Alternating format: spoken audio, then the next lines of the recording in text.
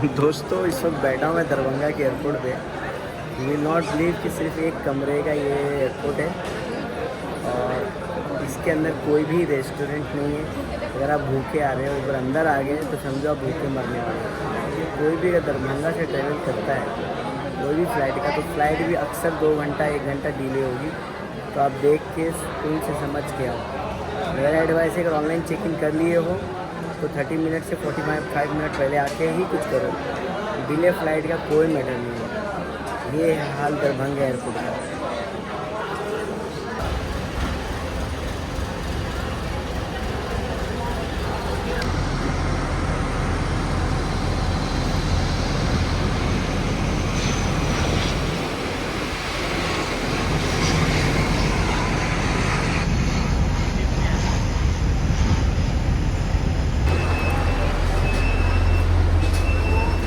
तो ये हमारे भाई साहब हैं Tufail Malik. Hello Hello. It was okay, okay. ठीक हो गया।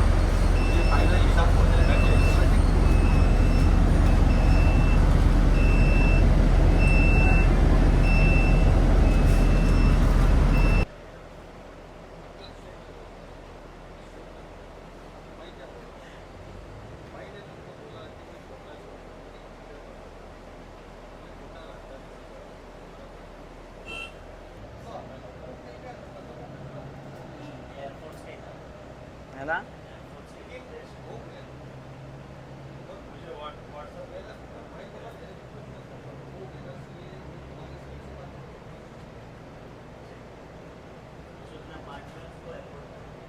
हाँ।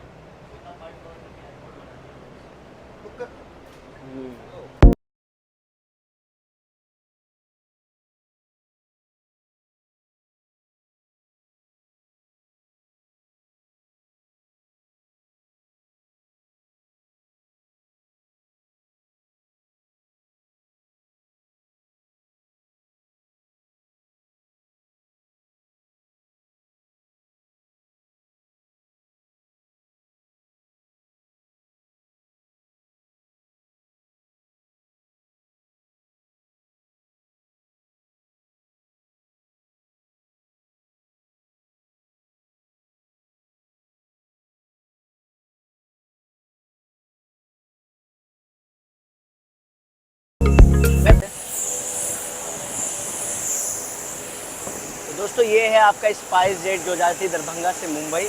और एक फ़्लाइट की खासियत बताता हूँ कि रोज़ हमेशा लेट होती है।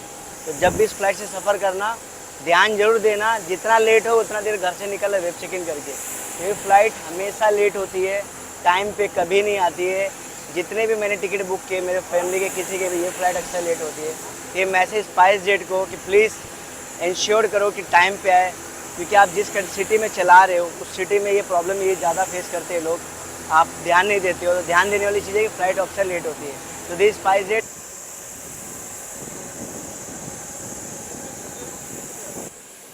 तो दोस्तों चल पड़े हैं दरभंगा से मुंबई के लिए।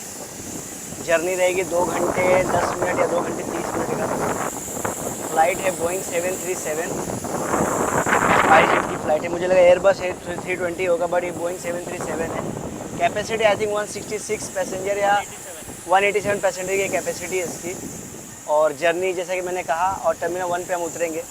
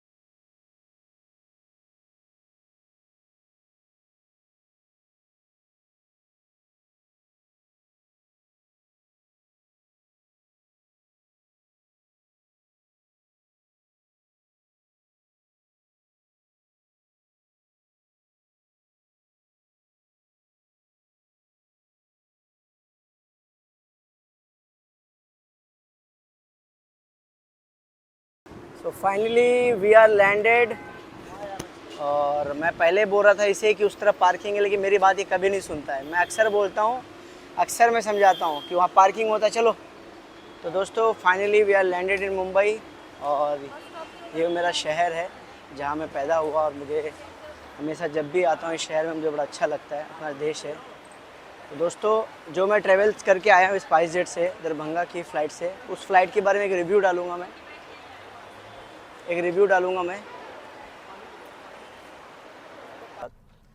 तो दोस्तों फाइनली मुंबई लैंडेड, और इस वक्त हमारे दोस्त, बचपन के दोस्त के साथ, इसका नाम है इमामुद्दीन। इसको हम लोग मामू बोलते हैं, बटला बोलते हैं। और दोस्तों इसकी जो हाइट है दुनिया में सबसे लास्ट है, इसके बाद कोई हाइट की लिमिट नहीं है, हाइट ख़त्म। और ये मुंबई का एग्जिट पॉइंट।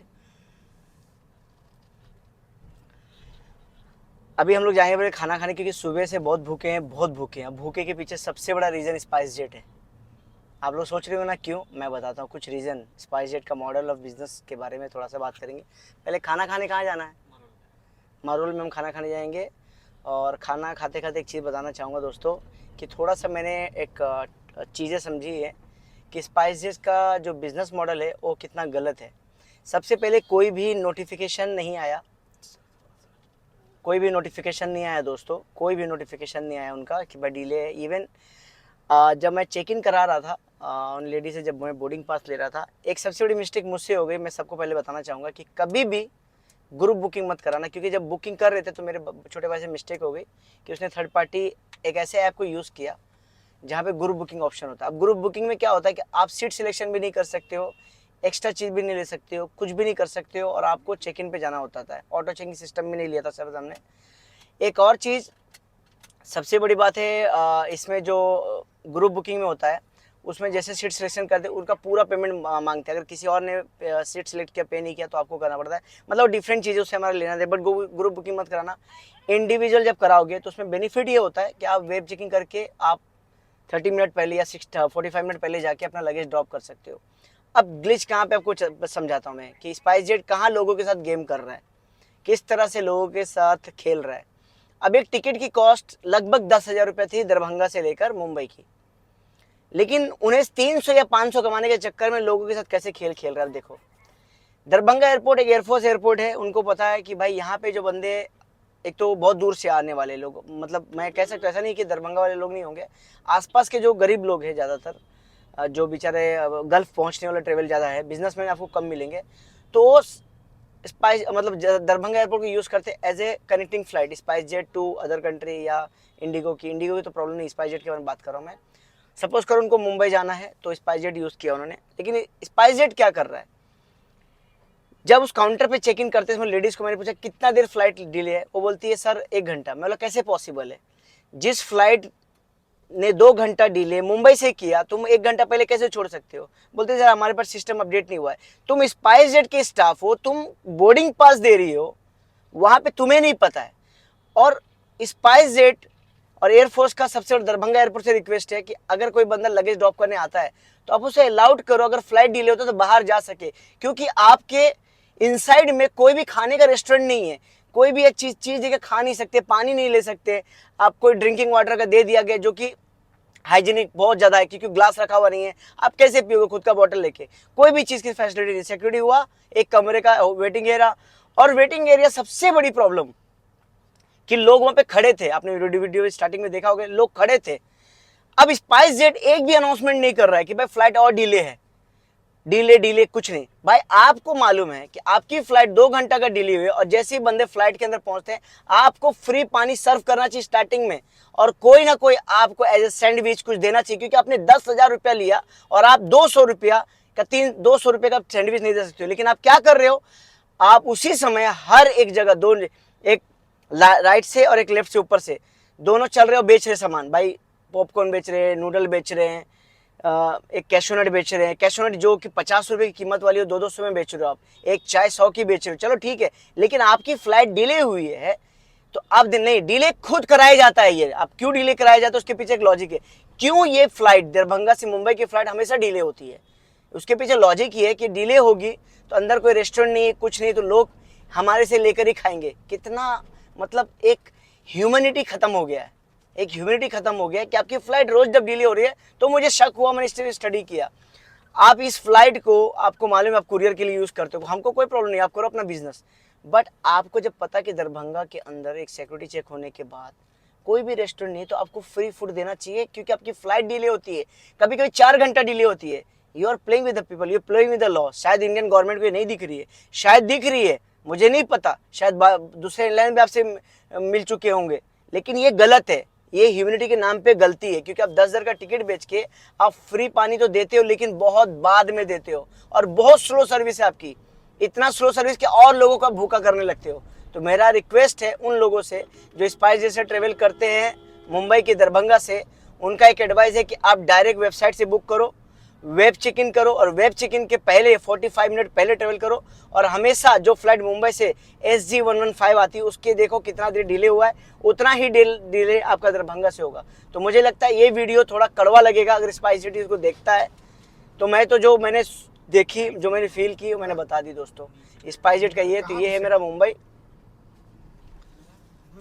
और ये है मेरा दोस्त। कहाँ घुस पाएगा? वही तो कहाँ घुस पाएगा?